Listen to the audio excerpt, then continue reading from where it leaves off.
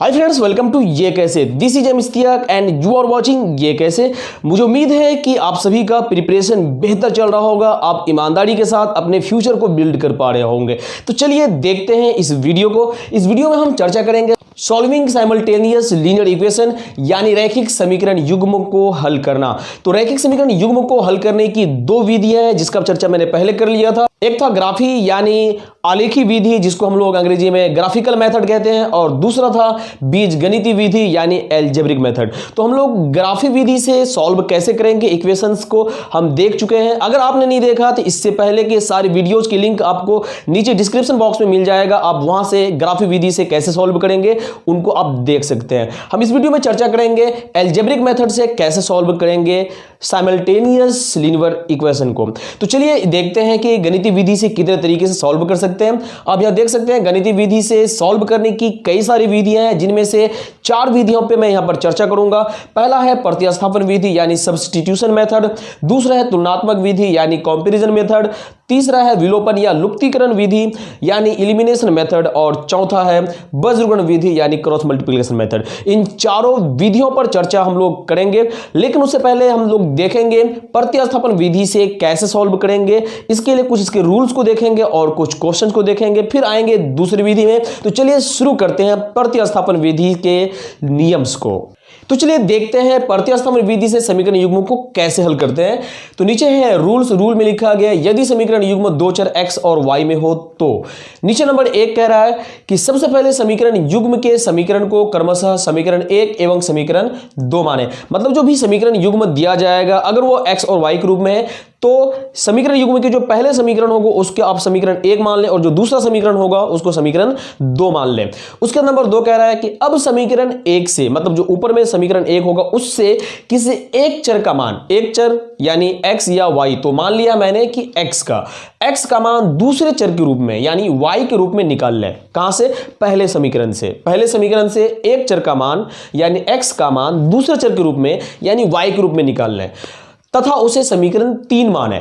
ठीक है, जब x का मान y के रूप में निकाल लेंगे उसके हम लोग समीकरण 3 मान लेंगे। ये कह रहा था दूसरा नंबर। उसका तीसरा नंबर कह रहा है कि फिर समीकरण 2 में पहले चर यानी x को समीकरण 3 से प्राप्त मान से प्रतिस्थापित करें। मतलब जो दूसरा समीकरण होगा उस दूसरे समीकरण में जो x का वैल्यू है उस वैल्यू को पुट कर दे समीकरण 3 से।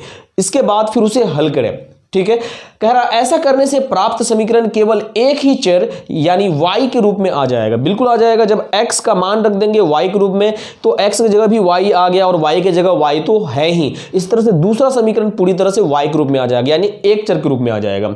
उसके कह रहा नंबर 4 कह रहा अब उसे हल करके दूसरे चर यानी y का संख्यात्मक मान प्राप्त कर लें।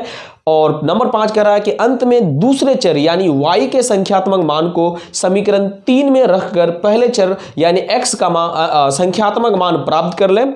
इस प्रकार प्रतिस्थापन विधि से समीकरण युग्म का हल निकाला जाता है। तो ठीक है, ये था कुछ रूल्स प्रतिस्थापन विधि से समीकरण युग्म को हल करने का। अब इस रूल्स को हम लोग अप्लाई करेंगे 1-2 क्वेश्चंस में। तो चलिए देखते हैं 1-2 क्वेश्चंस को। तो चलिए हल करते हैं क्वेश्चन को। क्वेश्चन कह रहा है निम्न समीकरण युग्म को प्रतिस्थापन विधि से हल करें, और समीकरण युग्म दिया हुआ है 2x + y - 6 = 0 और 4x - 2y - 4 = 0। सबसे पहले नियम कह रहा था कि जो समीकरण युग्म के जो पहले समीकरण है उसे समीकरण 1 मानना है और जो समीकरण 2 है उसे समीकरण 2 मानना है। तो चलिए मानते हैं। तो यहां पर लिखेंगे 2x + y - 6 = 0 और इसको लिख लेंगे समीकरण 1। बगल में चाहे तो हम लिख सकते हैं माना, ये वर्ड नहीं भी लिखेंगे चलेगा। दूसरा है 4x - 2y - 4 = 0, इसको हमने मान लिया समीकरण 2।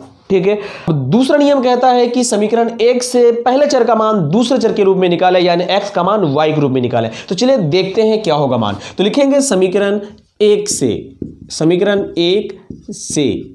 तो समीकरण 1 है 2x + y - 6 = 0। तो यहां से हम x का मान y के रूप में निकालेंगे, इसलिए 2x को इधर रखेंगे, बाकी को इधर भेज देंगे तो बराबर हो जाएगा। -6 इधर आएगा, +6 हो जाएगा, और ये +y इधर आएगा, -y हो जाएगा।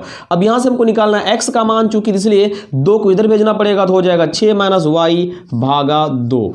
अब बोल रहा है कि इसे समीकरण 3 माने, तो इसे हमने मान लिया समीकरण 3। अब नियम 3 कह रहा है कि समीकरण 2 में x के मान को रख करके x के मान को प्रतिस्थापित कर देना और उसे हल करना। तो चलिए देखते हैं प्रतिस्थापित करके। तो लिखेंगे समीकरण 2 से,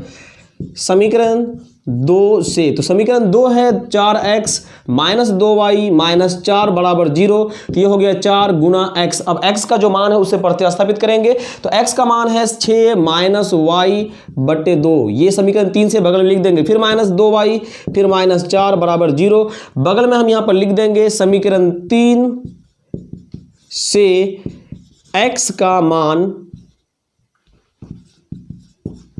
रखने पर, ठीक है, ये बगल में लिख देंगे तो कि इससे कंफ्यूजन नहीं होगा। अब इसको हल कर लेंगे। देखिए नीचे 2 है, ऊपर 4, ये कट जाएगा, 2 एकम 2, 2 दूनी 4, ये हो जाएगा 2 छक्के, यहाँ पर 12 हो जाएगा, माइनस 2 गुना y, ये 2y हो जाएगा, फिर माइनस 2y, फिर माइनस 4 बराबर 0। तो ये हो जाएगा 12 में 4 घटेगा, ये हो जाएगा 8 माइनस 2y हो जाएगा 4y बराबर 0। तो यहाँ से हो जाएगा माइनस 4y बराबर माइनस 8, ये माइनस कैंसिल हो जाएगा। अब y बराबर हो जाएगा 8/4, यानी y बराबर हो जाएगा 2। तो y का संख्यात्मक मान यानी दूसरे चर का संख्यात्मक मान हमने निकाल लिया।